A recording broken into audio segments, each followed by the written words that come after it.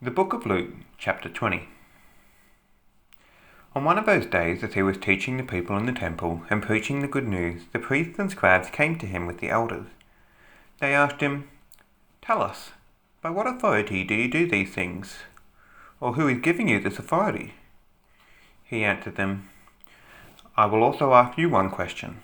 Tell me, the baptism of John, was it from heaven or from men?" They reasoned with themselves, saying, "If we say from heaven, he will say, then why didn't you believe him? But if we say from men, all the people will stone us, for they are persuaded that John was a prophet." They answered that they didn't know where it was from. Jesus said to them, "Neither will I tell you by what authority I do these things." He began to tell the people this parable.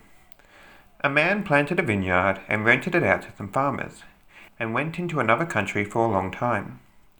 At the proper season, he sent a servant to the farmers to collect his share of the fruit of the vineyard. But the farmers beat him and sent him away empty.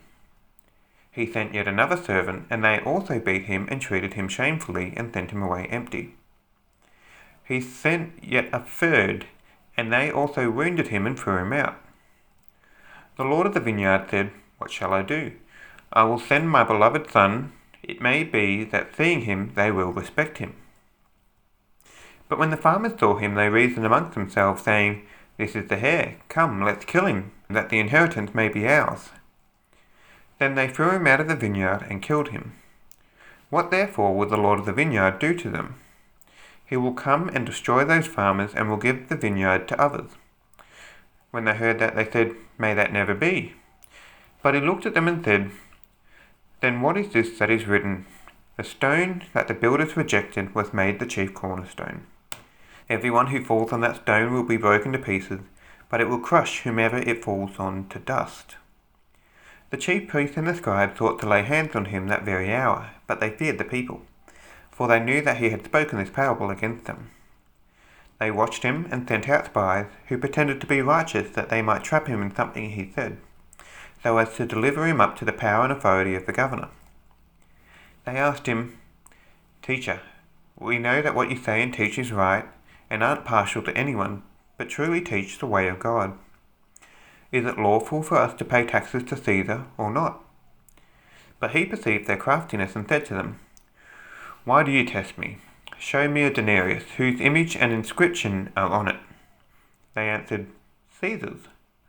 He said to them, "Then give to Caesar the things that are Caesar's, and to God the things that are God's." They weren't able to trap him in his words before the people. They marveled at his answer and were silent. Some of the Sadducees came to him, those who deny that there is a resurrection. They asked him, "Teacher, Moses wrote to us that if a man's brother dies having a wife and he is childless, his brother should take the wife and raise up children for his brother. There were 7 brothers. The first took a wife and died childless. The second took her as wife, and he died childless. The third took her, and likewise the 7 all left no children and died. Afterwards the woman also died. Therefore in the resurrection, whose wife of them will she be? For the 7 had her as wife." Jesus said to them, "The children of this age marry and are given in marriage, but those who are considered worthy to attain to that age and the resurrection from the dead neither marry nor are given in marriage. For they can't die any more, for they are like angels and are children of God, being children of the resurrection. But that the dead are raised, even Moses showed at the bush when he called the Lord the God of Abraham, the God of Isaac, and the God of Jacob. Now he is not the God of the dead, but of the living, for all are alive to him." Some of the scribes answered, "Teacher, you speak well." They didn't dare to ask him any more questions. He said to them, "Why do they say that the Christ is David's son? David himself says in the book of Psalms, 'The Lord said to my Lord, sit at my right hand, until I make your enemies the footstool of your feet.' David therefore calls him Lord. So how is he his son?" In the hearing of all the people, he said to his disciples, "Be aware of those scribes who like to walk in long robes and love greetings in the marketplace, the best seats in the synagogues and the best places at feasts, who devour widows' houses and for a pretense make long prayers. These will receive greater condemnation.